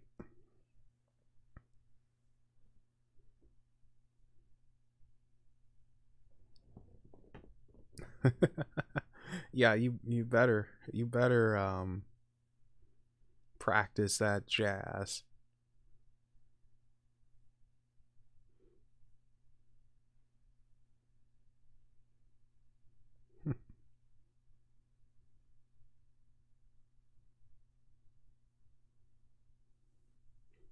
But you know what? There are human parasites, though. Funnily enough, if we look at it from a certain point of view, there are people who live off of others. They take their energy, they attach to them, and they don't leave, and they hide that they are parasitic in nature. And you can't just slap them away. They don't go away. They're always there, darn it. Do you mind? They just don't. Then you have the ones that are like freaking tapeworms that just consume and grow and consume and consume, and it's like and you get nothing. They take all your nutrients. They suck everything up. They suck you dry. And the interesting thing is, it could be family, it could be friends, it can be your coworkers that have this parasitic energy that just, it drains you. And I'm not going to say vampire, because even though, yes, by traditional means a vampire is parasitic, I won't say it's entirely parasitic, because a vampire, for the most part, well, if they're decent anyway, won't just suck up your energy and take it from you. They'll at least ask for permission. At some of them, not all of them, but from the ones that I understand. And then it's a good chance they don't even know they're energy vampires if we go down that route. Because how do you find out? How do you become aware you're something that you're just doing naturally? You know,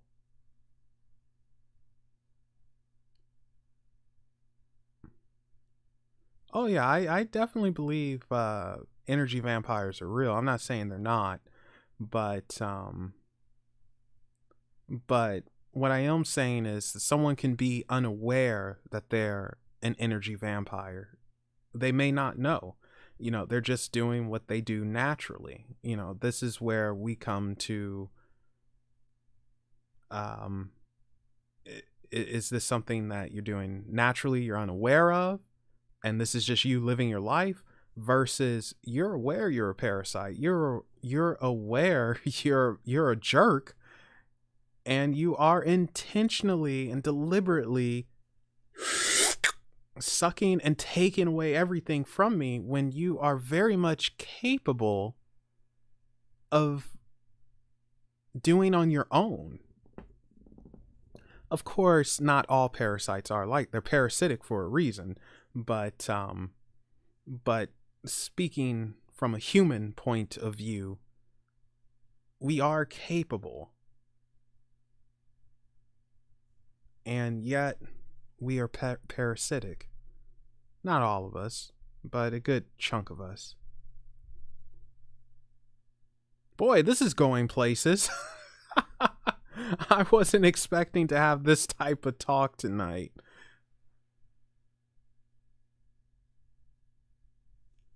Oh, exactly, Doc. I 100% agree with you. The freaking thing needs to go away as well.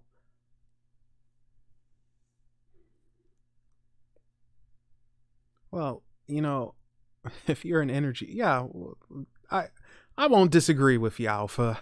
Go with that. You know, get by an electric source and just like an X-Men or something, like a freaking mutant. Dun dun dun dun dun dun dun dun dun dun dun dun dun dun dun. I'm sorry, I got the tune in my head now. Oh gosh, 90s X-Men cartoon was awesome.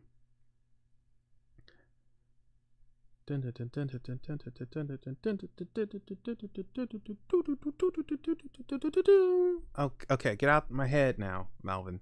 But yeah, so very interesting with parasites, vampiric beings, and I'll swing it around. We actually see this in the occult community, in the paranormal community. It's just, we see this. It's something that's just there. I mean,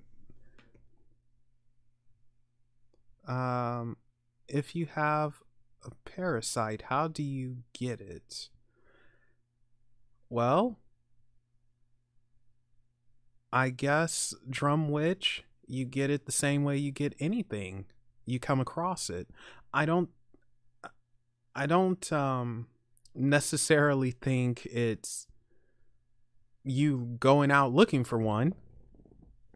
I think, well, like Kitten said, you attract them, or you just happen to walk past their vicinity, kind of like leeches.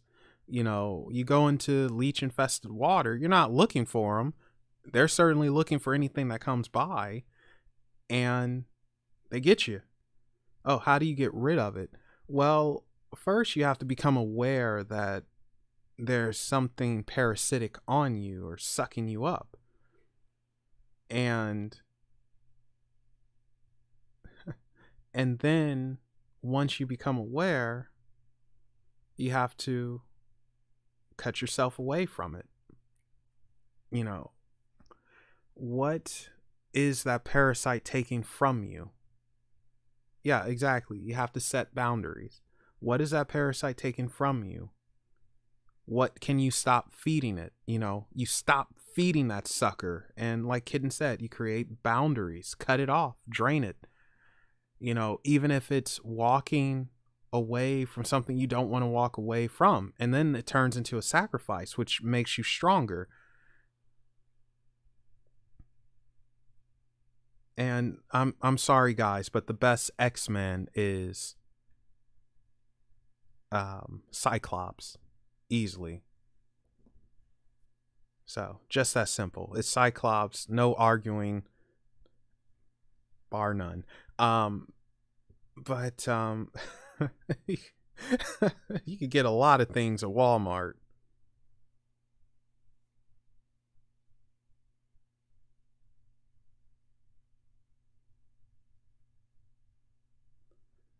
Well, I'm happy you're swinging on by from catching me on with Nora. I appreciate it. And yeah, I don't know what happened with Magister. Who knows? Maybe it was just time for a change of view, sometimes we need a different viewpoint. We change our viewpoints all the time. So maybe he had an epiphany and it made sense to him and he's like, "You know what? This is what I'm going to go with." I mean, it happens to us all the time. It happened to me in regards to a few things. And I was like, "You know what? I'm going to see this differently now. I'm not going to see this how I used to see it. I'm going to look at it deeper and try to understand it more. Or maybe I'm just not going to give it the time of day and not pay any attention to it." So, that's probably what happened, which is okay. Sometimes we need a break from stuff. And our viewpoints change and not everyone's going to agree with it, but then some of them do. What are you talking? Cyclops is nothing. Are you kidding me? Cyclops is everything. I'm not going to get into nerd talk.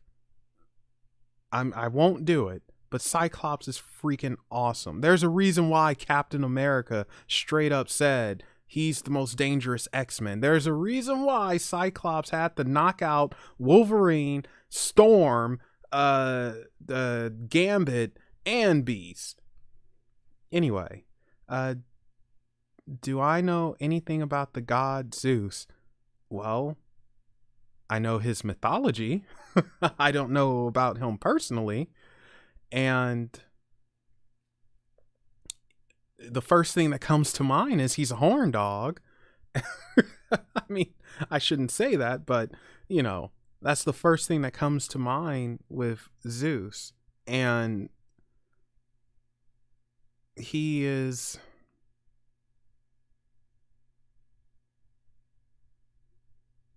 Yeah, exactly what Slim Lewis said,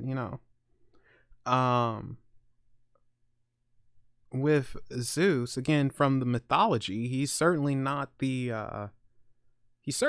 best god. I'll say that. But none of the Greek gods are, in my opinion, except for a very select few. But they all have issues in their own way, and they refuse to address their issues, which is a little bit why I'm turned off of them. But of course, everyone knows he's the father of Hercules. He's the father of Perseus, the father of quite a few of the other gods. Athena. Some say Aphrodite. It's two origin stories with Aphrodite, but Aphrodite. Hera's his sister. Yeah, the Greeks are freaks. Hera's his sister. Weird stuff. Divided the heavens, the earth, the underworld with his brothers Poseidon and Hades. And Hades is very interesting. He's probably one of the more down to earth gods. So I actually like Hades. What do you think we're going to wait, what?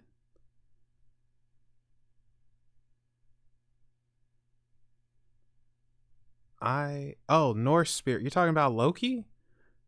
Well, it's a shame Bonnie just left. She works with Loki, or worked with every now and then. I think she still does stuff with them. He's definitely a trickster, we'll say that, but he's a different type of trickster. Trying to separate him from modern media can be a little difficult.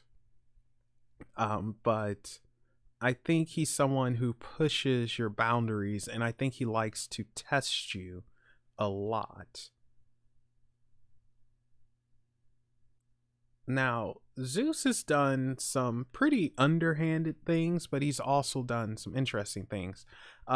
Zeus and, well, a good portion of the gods in general are very interesting. Well, what's the story? It's a story that sort of reminds me of what happened with the Watchers, because the Watchers, they were punished because they were teaching man, like they taught man how to heal, taught him fire, how to hunt, mathematics. Who did that? What Titan was that taught man? Um, his name is on the tip of my tongue. Was it Prometheus? Someone will know right away. I'm pretty sure it was Prometheus, and Zeus got mad at him because he didn't want man to know certain things, because I guess he was afraid they would challenge the gods one day. And he ties Prometheus to a rock, and every day, like, I think it was an eagle that would come and eat his liver until Hercules freed him. Yeah, Prometheus. Thank you, Angie.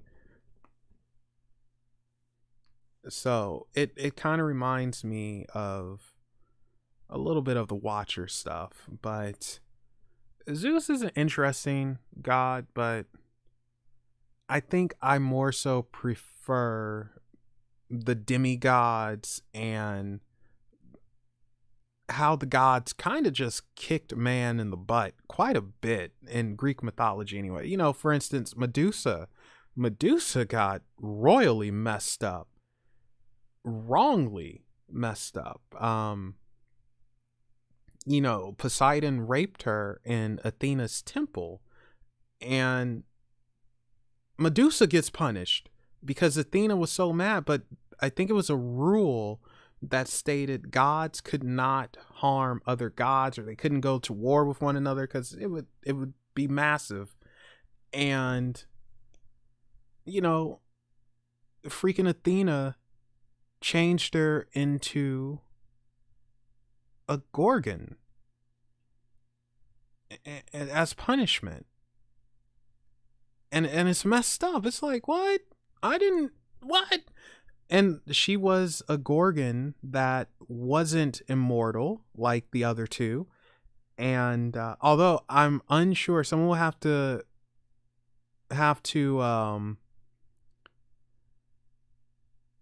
tell me if this is accurate or not, but was Medusa the only one that could turn people into stone if they gazed at her eyes? Because I do know that Athena felt a little bit sorry, and she gave her something that the other gorgons didn't have.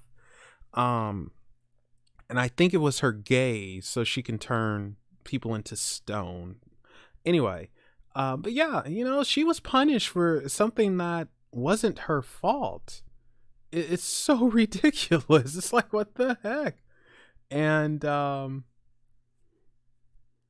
then, of course, years later, Perseus comes and chops her head off. Now, what I'm curious about...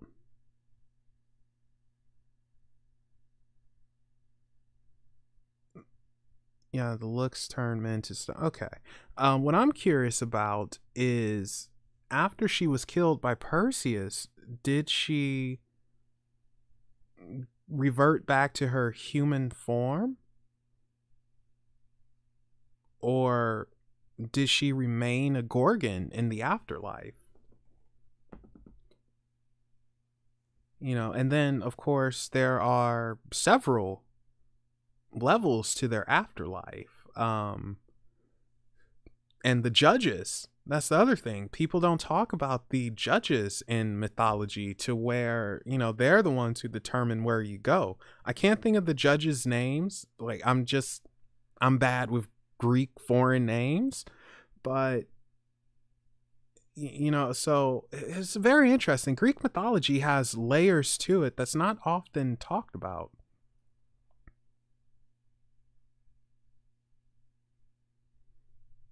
How about we all join hands full of people? What? I mean, I suppose. If you want to do that, Adrian, go right ahead.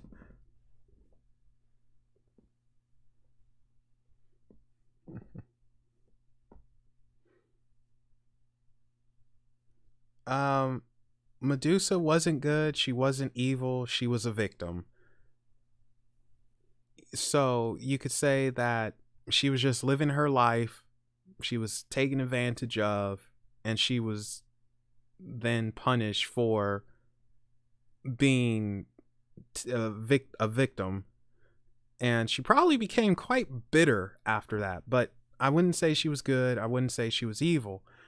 32 degree Freemason secret. The myths are just telling about the celestial body movement through the millenniums, like the pyramids were astrology observations. Well, thank you again, Doctor, for dropping some knowledge bombs for us. Appreciate that. Boy, I think this is the most active this chat has ever been. Gosh darn it, I wish this was an Unexplained Possibilities now. And I don't actually know if they use yoga mat rubber in Subway bread, but I do know that they found some interesting things in it to where I think it was in somewhere in the UK, I want to say Ireland, where they're not allowed to call it bread. Now, mind you, I read about this a couple of years back, so it might have changed now. And Subway did have a massive overhaul. And I'm annoying the cat.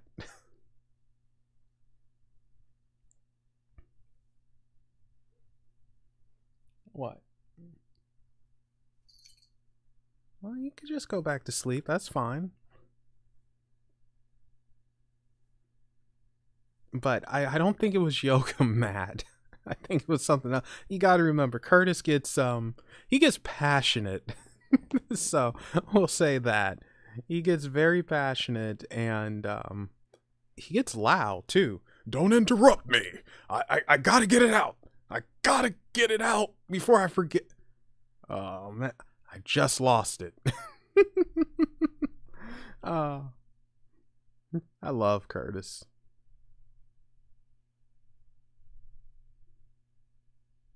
What, more cat? Well, I can't really force her to show up or anything. She's tired. But, oh, she's about to leave me. No, come back. Come here. Don't leave. Come here. Come here. Come here. Come here. Say hello to everyone. Nope. She's gone. All right. Don't go in the window, please. Yeah, let me talk. Yeah, and then Curtis forgetting. Oh, that is great. I really do like Curtis. Very intelligent person, extremely intelligent. I can't say I agree with everything, but you know, he will get you thinking, and that's the whole point of all of it. It's just to get you to think and question and maybe come up with your own ideals or and opinions. You know, it's not about being right, it's not about being wrong, you know, but it is. Oh my. Well, Angie, that okay. It is about thinking and wondering and asking questions that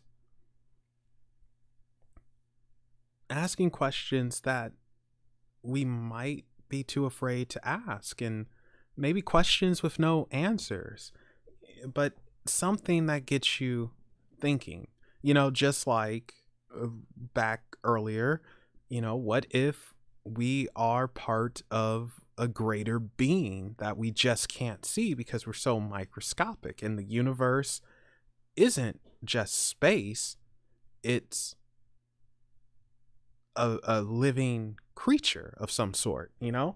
What if? And you know, and it's just things like that, you know. Oh, I like the new Pendulum. It's pretty freaking cool. Here it is right there. My guides come through very well with it. It's copper. So if one of you can come through again. Oh, This time it's Pearl. So that's interesting. Wait, is this Pearl or is it Daisy? Yes, it's Daisy, or yes, it's Pearl. Well, just do your sign. It's Daisy. Okay, thank you. Why do you come in as Pearl? Whatever, you're a trickster. But yeah, it's very cool. I quite like it.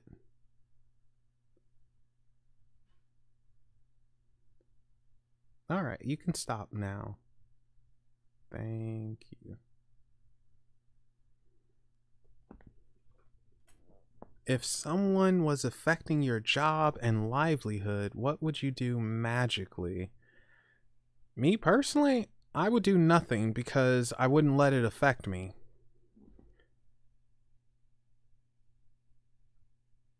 And I don't know her age, Paranormal Witch.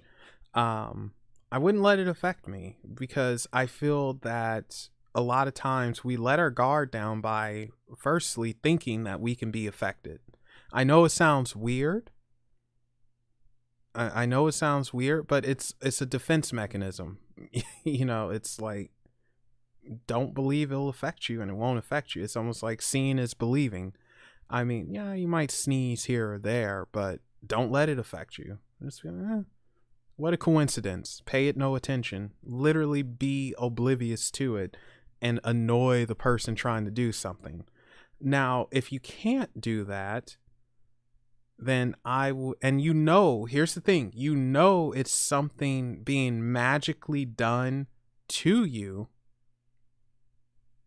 then I would say look into protections.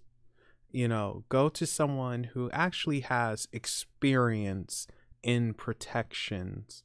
Or, well, if you really want to be ballsy, I would just confront the moron doing it and punch him. But that's just me. You know, but you can't let it affect you is the first step, I would say. I used to have my Wait, you used to have an eye? Whoa, Drum Witch. Wait a second here. Are you speaking metaphorically or legit? You used to have an island. But if you feel you're being affected, then, and you feel that you can't necessarily do anything, then, I mean, come on, you're in the community. You're around all these powerful, intelligent people. Contact one of them and I believe they will help you. You know, I'm not an occultist, you know, and I don't want to give you advice saying like, oh yeah, draw this sigil, ask Belial for help, and call down Archangel. I'm not going to tell you do that, because that's just not going to be good. Oh, hello, Adrian. Welcome back. Instead, I'm going to tell you to look for someone who is experienced in the field and find out how you're being affected, in what way. And I would say ask one of them for a protection thing, or to even push it back to them, whatever they're doing. You know, magic is very weird because for me, it's about willpower and partially manipulation. And I truly do believe that if you believe in something hard enough, then you can bring it into a reality. But it does take physical effort as well. Physical effort exerts energy. That energy is being fed into this reality to manipulate things, to bring it into existence. So the mental visualization and the physical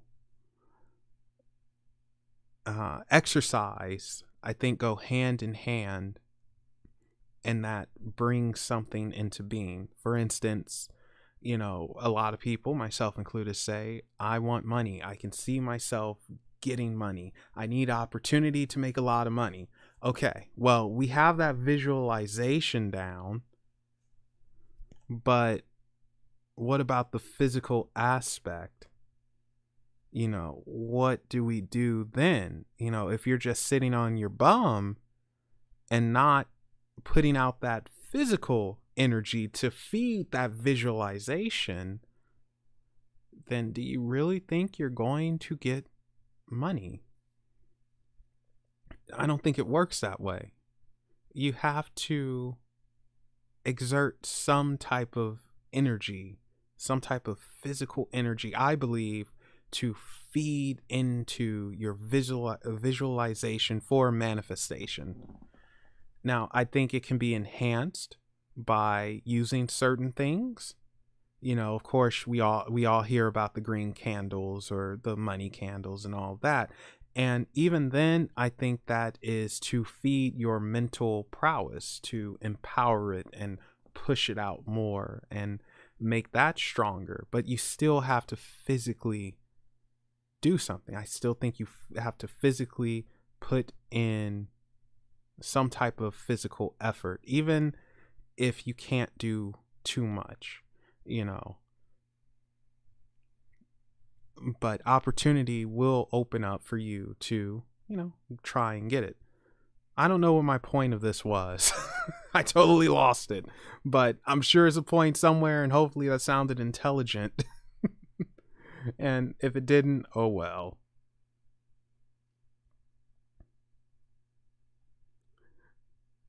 And I have to again thank you guys for, hanging out with me and being up late or early, depending on where you're from.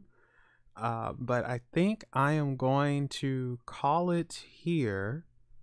It is past midnight, and I've been going for over 2 hours. So I think this is the perfect place to stop. Oh, I agree, Adrian, because the thing with affirmations is you're building upon and building upon and building upon and building upon. You say it enough times, it's going to happen. But I still think we need to put out that physical energy. But yeah, affirmations go a long way.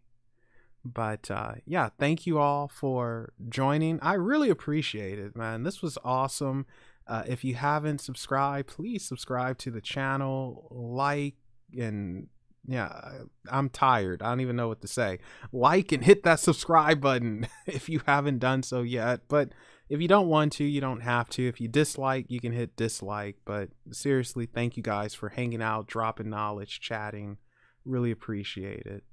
So all you fine people, have a good day or a good night, and I will be seeing you when I see you. Bye-bye.